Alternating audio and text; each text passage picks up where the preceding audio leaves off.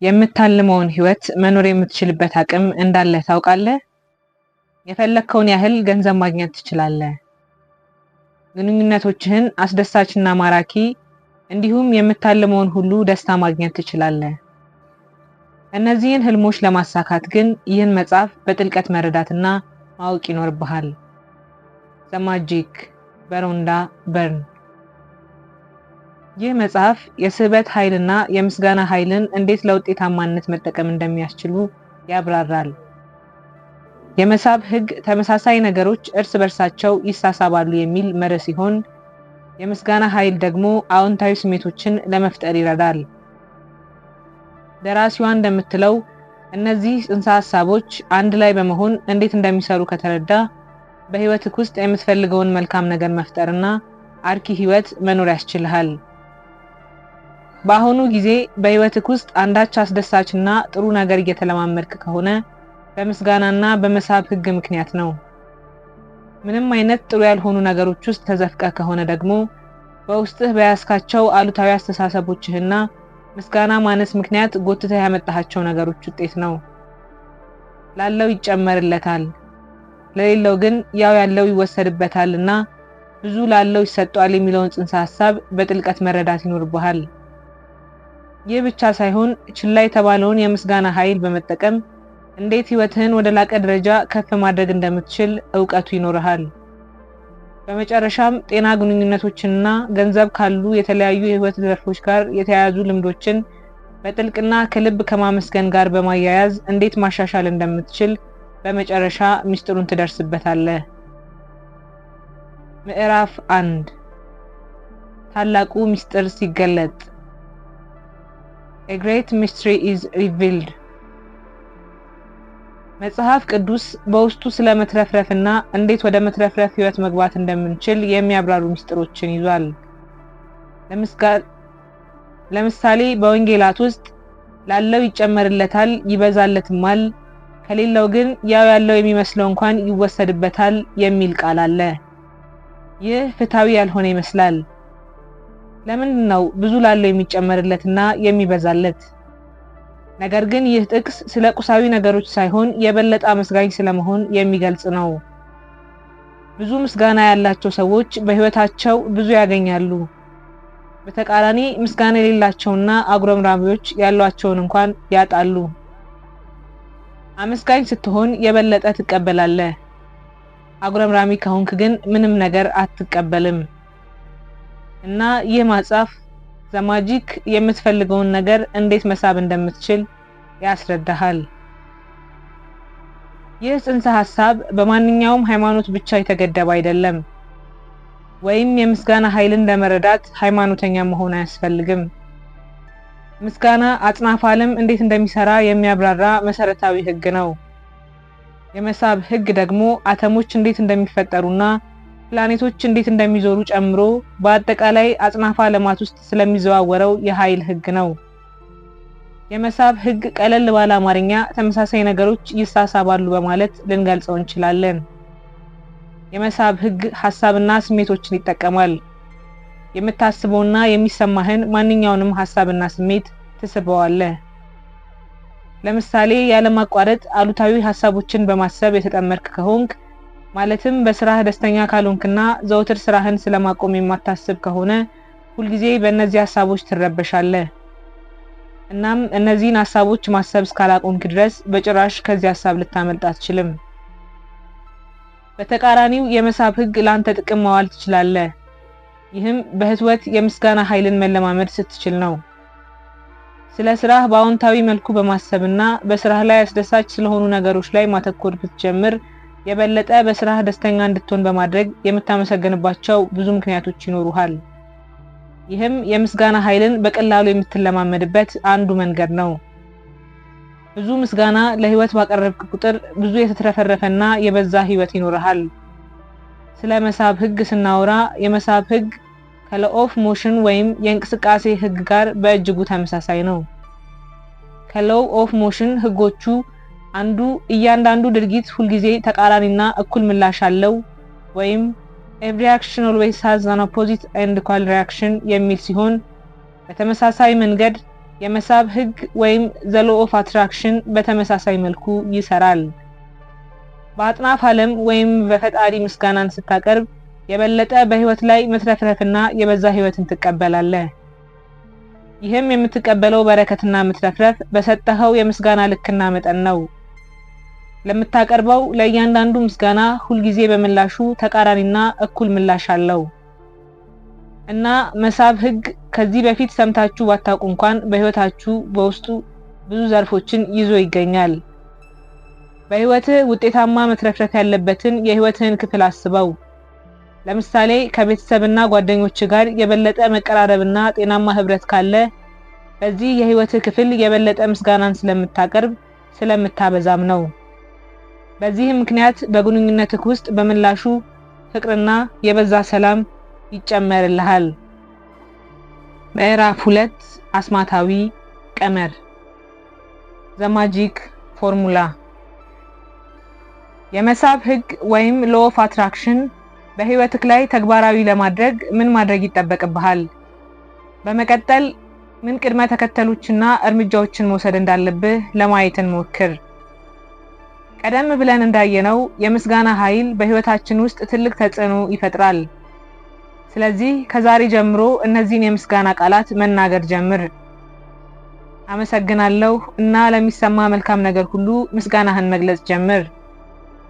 እነዚህ የምስጋና ቃላት መጠቀም የምትችልባቸው ቀመሮች አሉ።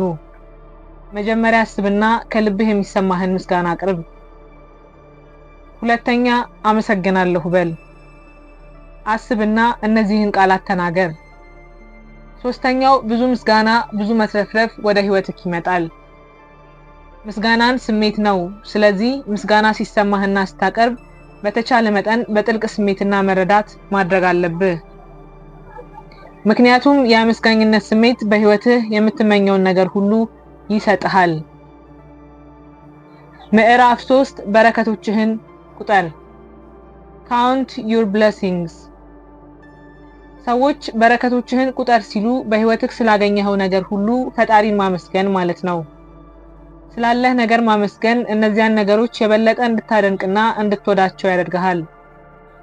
እነሱን የማጣት ስጋትም አይኖርብህም። ይልቁኑ ይበዙልሃል፣ ይጨምሩልሃልም።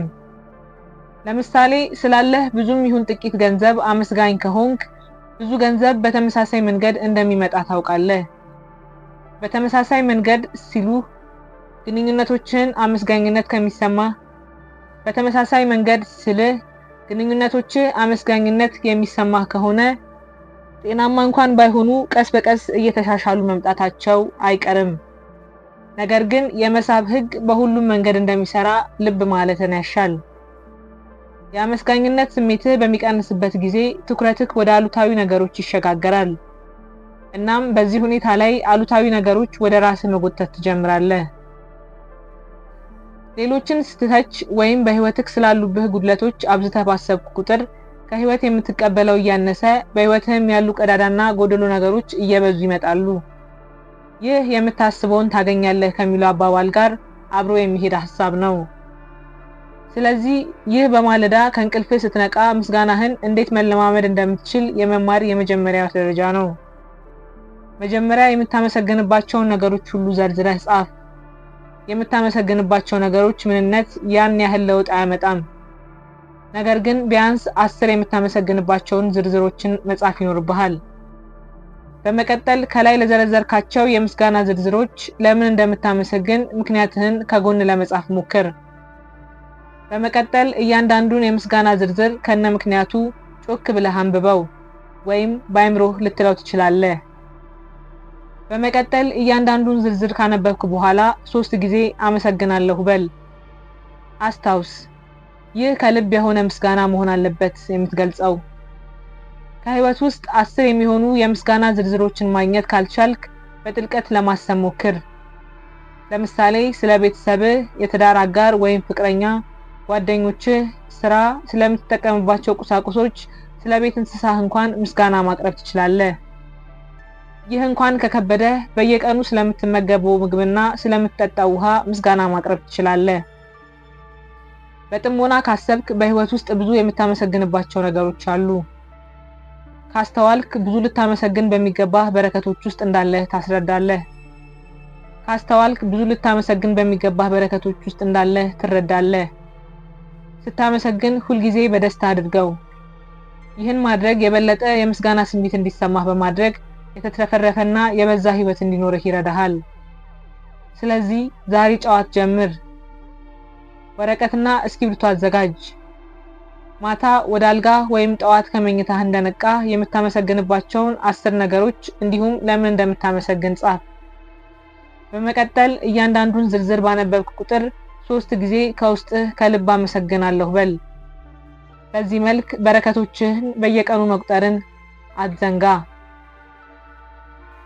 ምዕራፍ 4 ተአምረኛው ድንጋይ ማጂክ ሮክ። አመስጋኝ እንድትሆን የሚያስታውስህ ማንኛውም ነገር በህይወት ውስጥ ድንቅ ለውጥን ይፈጥራል። ይህ በቁስ ወይም በምልክት ላይም ይሰራል። ለዚህም በዚህ መጽሐፍ ላይ የቀረበው ማጂክ ሮክ ወይም ተአምረኛው ድንጋይ ነው። ይህ ተአምረኛው ድንጋይ ሚስጥሩ ወይም ዘ ሰክሬት በሚለው ፊልም ላይ ጥቅም ላይ ይውላል። ፊልሙ ልጁ በሞት አፋፍ ላይ ስለነበረው አባት ታሪክ ይነግረናል። አባት ልጁን እንዲድንለት በመፈለግ ዘውትር ስለ ልጁ ጤንነት ማመስገን እንዳይረሳ ለማስታወስ አንድ አነስ ያለች ድንጋይ ለምልክት ሆነው ዘንድ ያዘጋጃል። በዚህም በጥቂት ቀናት ውስጥ የልጁ የጤና ሁኔታ መሻሻል እንዳሳየ ፊልሙ ያስቃኛል። በየቀኑ አመስጋኝ መሆን እንድትችልና ባየኸው ቁጥር ዘውትር እንዲያስታውስህ አነስ ያለች ተአምራዊ ድንጋይ ለራስህ ማዘጋጀት ትችላለህ። ይህንን ለማድረግ በመጀመሪያ መዳፍህ ላይ የሚስማማ ትንሽ ድንጋይ ፈልጉ። ድንጋዩን መዳፍ ውስጥ የሚሞላ ለስላሳና ለመያዝ ምቹ እንዲሆን አድርገህ መጠቀም ትችላለህ። ይህንን ተአምራዊ ድንጋይ በአልጋህ አጠገብ አስቀምጠው። ከመተኛትህ በፊት ወደ መኝታ በምትሄድበት ጊዜ ሁሉ ዘወትር ማየት በምትችልበት ቦታ ማስቀመጥህን እርግጠኛ ሁን። ወደ አልጋ ስታመራ ከመተኛትህ በፊት ይህን ተአምራዊ ድንጋይ ያዝ። በህይወትህ ስላሉ መልካም ነገሮች አስብና ፈጣሪን አመስግን። በመቀጠል በህይወትህ ውስጥ ስላሉ ምርጥ ነገሮች ላይ አትኩርና አመሰግናለሁ በል። ከዚያም ተአምረኛውን ድንጋይ ወደ ቦታው መልሰህ አስቀምጠው። ይህንን በየቀኑ መለማመድ አለብህ። ከመተኛትህ በፊት ሁልጊዜ በህይወትህ ውስጥ ያሉትን ምርጥ ነገሮችን አስብ። ይህ ልምምድ 3 ጥቅሞችን ያስገኛል። የመጀመሪያው በህይወትህ ያሉትን ብዙ መልካም ነገሮችን እንድትገነዘብ ይረዳሃል። ሁለተኛው በህይወት ውስጥ ምን ያህል ጥሩ ነገሮች እየተፈጠሩ እንደሆነ በማረጋገጥ ምስጋና እንድታቀርብ ያስችልሃል። ሶስተኛው በእያንዳንዱ ቀን ደስተኛና አመስጋኝ ሰው እንድትሆን ያደርግሃል። ምዕራፍ 5 ማጂካል ሪሌሽንሺፕስ ተአምራዊ ግንኙነቶች። ግንኙነቶች የህይወት አንድ አካል ናቸው። ሁሉም ሰው ልምዱንና ፈጠራውን ለሌሎች ማካፈል ይፈልጋል። ይህም ደስታን የሚያመጣና ህይወት ትርጉም ያለው እንዲሆን ያደርጋል። ስለዚህ ከሌሎች ጋር ያለህ ግንኙነት በጣም ጠቃሚ፣ በተጨማሪም ግንኙነት ለምስጋና ህይወት በእጅጉ ይጠቅማል። ምስጋና ግንኙነቶችን የበለጠ እንዲያድጉ ይረዳል። በግንኙነቱ ውስጥ የሚያገኙት የበለጠ ደስታና ሙቀት እንዲሰማው ያግዛል። ይህም በውስጣችሁ ያለውን ደግነትና ርህራሄን የበለጠ እንድታሳድጉና እንድታካፍሉ የሚያስችል ኃይል ነው። ከሌሎች ጋር ያለንን ግንኙነት ምስጋና እንዴት ሊያሻሽል ይችላል? ከሌሎች ጋር ስላለን ግንኙነት ስናመሰግን ከስህተታቸው ይልቅ በመልካም ባህሪያቸው ላይ ማተኮር እንጀምራለን። በዚህም አለመግባባቶችና ትችቶች ይቀንሳሉ። አስታውስ፣ የመሳብ ህግ የምታስበውን ነገር ይሰጥሃል። ስለ ሌሎች ዘውትር ቅሬታ የምታሰማና ነቃፊ አስተሳሰብ ካለ ራስህን ትጎዳለህ። ስለዚህ በግንኙነታችን ውስጥ ጥሩ ስሜት እንዲሰማን ሰዎች እንዳሉ መቀበል መማርን አስፈላጊ ነው። በግንኙነቱ ውስጥ ምስጋናን ለመለማመድ እነዚህን መንገዶች ለመጠቀም ሞክር። በመጀመሪያ 3 የቅርብ ግንኙነቶችህን ምረጥ። በመቀጠል ከእነርሱ ጋር አብረህ የተነሳሃቸውን ፎቶ አዘጋጅ። አብረሃቸው የተነሳኸው ፎቶ ከሌለ የእነርሱን ፎቶ ብቻ መጠቀም ትችላለህ።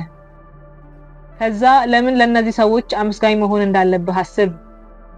አንተ የምትወደው ምን አይነት ባህሪዎች አሏቸው? ለእነርሱ የምታደንቅላቸው ነገር ምንድነው? ምናልባት ታጋሽ፣ ሩሩህ ወይም ደግነታቸው ሊሆን ይችላል። ችሎታቸውን ታደንቃለህ? ሁልጊዜ የሚደግፉና የሚያግዙ ሰዎች ናቸው? እንዲህ አይነት ባህሪያት ካሏቸው ብዙ ስለነርሱ የምታመሰግንበት ምክንያቶች አሉ ማለት ነው።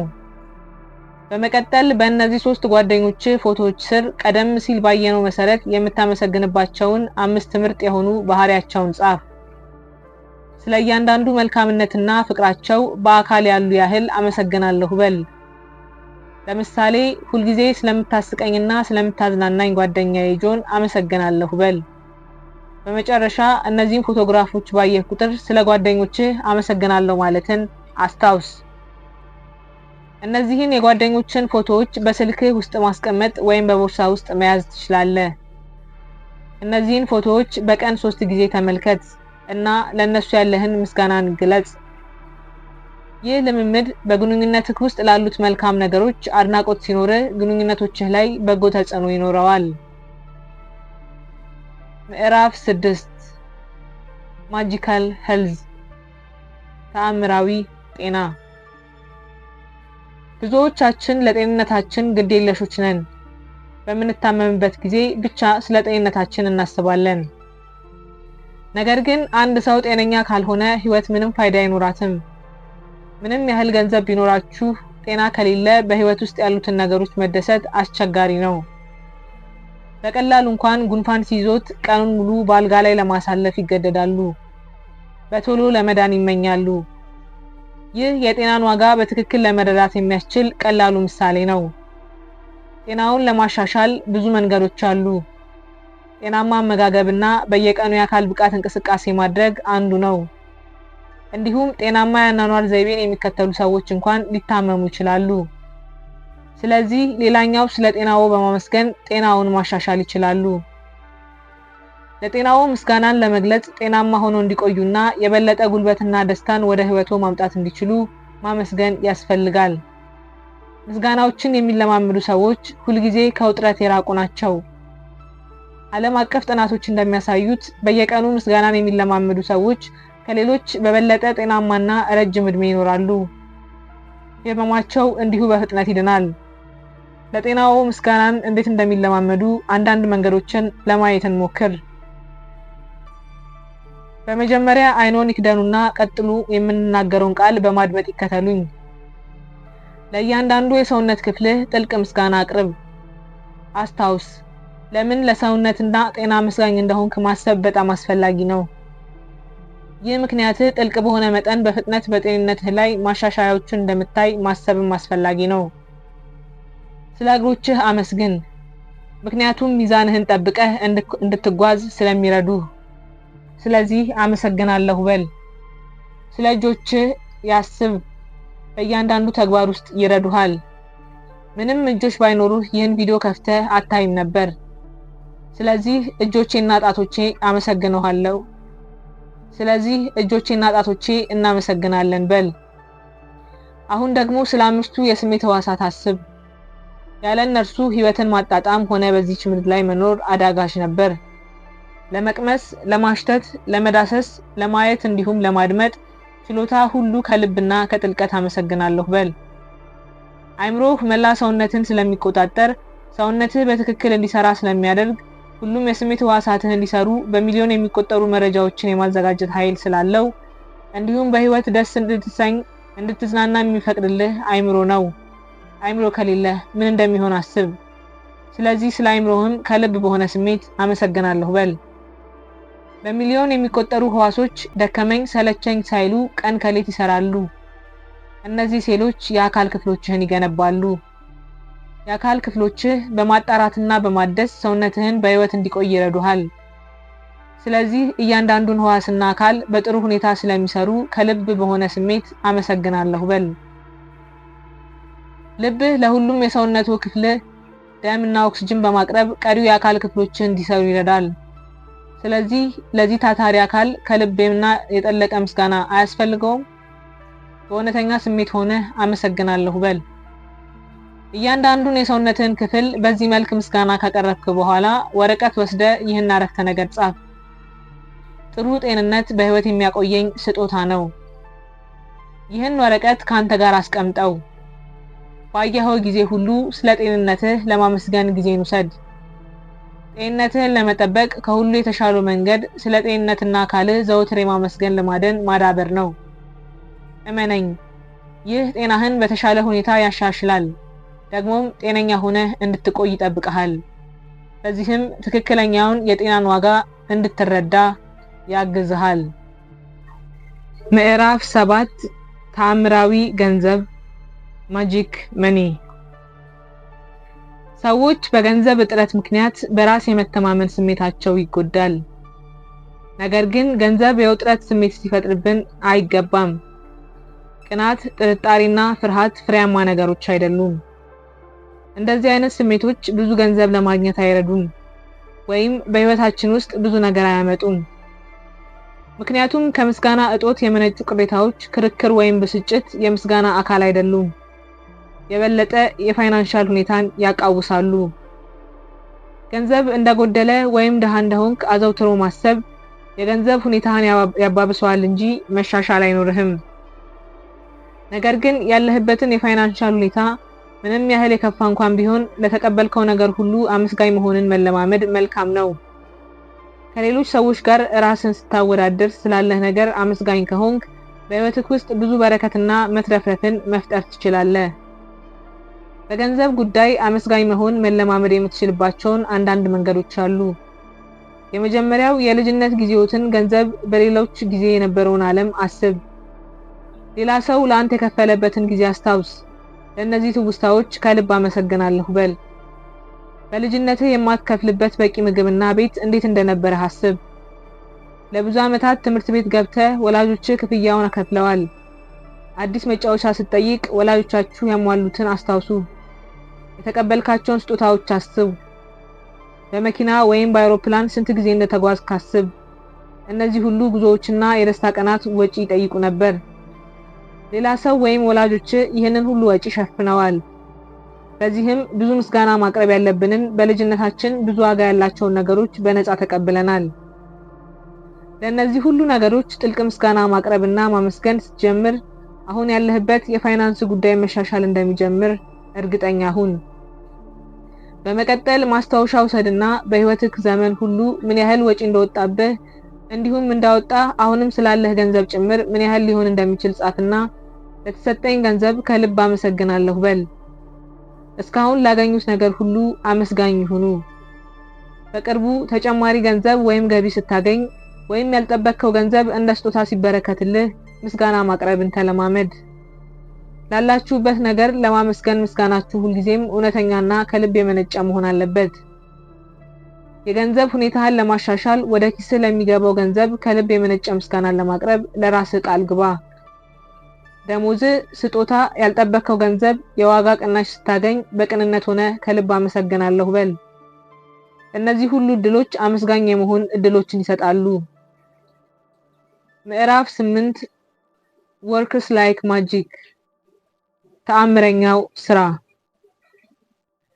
በአንድ ወቅት ድሆች ስለነበሩ ከዚያም ታዋቂ ሚሊዮነር ወይም ፕሬዚዳንት ስለነበሩ ሰዎች ሰምተህ ታውቃለህ? ሌት ተቀን ደከመኝ ሰለቸኝ ሳይሉ እየሰሩ ምንም ጠብ የማይልላቸው ግለሰቦችስ? ለእነዚህ ሁሉ ጥያቄዎች መልሱ የአመስጋኝነት ስሜት ነው። የመሳብ ህግን አስታውሱ። የምትፈልገውን ለመሳብ አመስጋኝ መሆን እንደሚያስፈልግ ይገልጻል።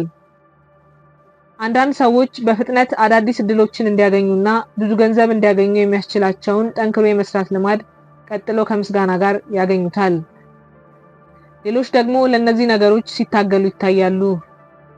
በህይወትህ ውስጥ ማንኛውንም ነገር ለመጨመር ከፈለክ ለዛ ነገር አመስጋኝ መሆን ይኖርብሃል። ለምትሰራው ስራ አመስጋኝ በመሆን አዎንታዊ ስሜት በስራህ ላይ ልትፈጥር ትችላለህ። ይህም የበለጠ ጠንክረህ እንድትሰራ ያደርግሃል። እናም በጠነከርክ መጠን የስኬት እድሎችህ ይጨምራል። ይህም ብዙ ገንዘብ የማግኘት እድሎችን ይፈጥራል። ይህ መርህ በተቃራኒ መንገድም ይሰራል። ስታማርር ወይም ስራህን ስትጠላ የስኬት እድሎች እየቀነሱ ይሄዳሉ። በስራው ላይ ያለማቋረጥ ማጉረምረም አሉታዊ ስሜቶችን ይስባል። በትጋት እንኳን ብትሰራ የሚገባህን ስኬት ማግኘት አትችልም። ስለዚህ እዚህ ነጥብ ላይ ዋናው ጥያቄ በስራችን ውስጥ ምስጋናን እንዴት መለማመድ እንችላለን የሚለው ነው። ሁልጊዜ አንተን የሚከታተል አለቃ ወይም አሰሪ እንዳለብህ አስብ። ይህ አለቃ ስራህን ብቻ ሳይሆን ለስራ ያለህን ሐሳብና ስሜቶች ይከታተላል፣ ይመዘግባል። ስለዚህ ያንተ ስራ በስራ ውስጥ ጥሩ የሆኑና የምታመሰግንባቸውን ነገሮች መፈለግና ምስጋና ማቅረብ ነው። በቀኑ መጨረሻ ይህ አለቃ ለስራ ያቀረብከውን ረጅም የምስጋና ዝርዝር ሊኖረው ይገባል።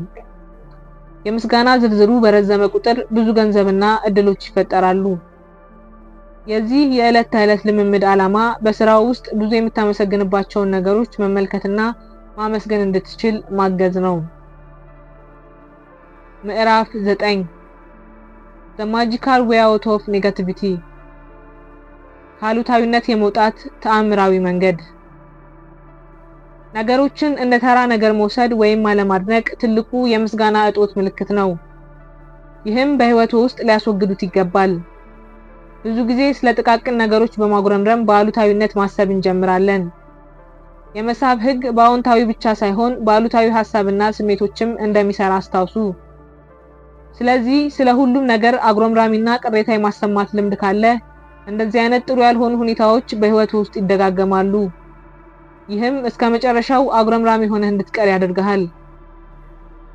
ነገሮችን ቀለል አድርገን ስንወስድ ወይም ለነሱ ምስጋና የማናቀርብ ከሆነ የመሳብ ህግን አንከተልም ማለት ነው። በህይወትህ የማትሰጥ ከሆነ እንዴት መቀበል ትችላለህ? ምስጋና የመስጠት አንዱ መንገድ መሆኑን አስታውስ። የማታመሰግን ከሆነ በህይወትህ አዲስ ነገሮች ብርቅ እየሆኑ ይመጣሉ።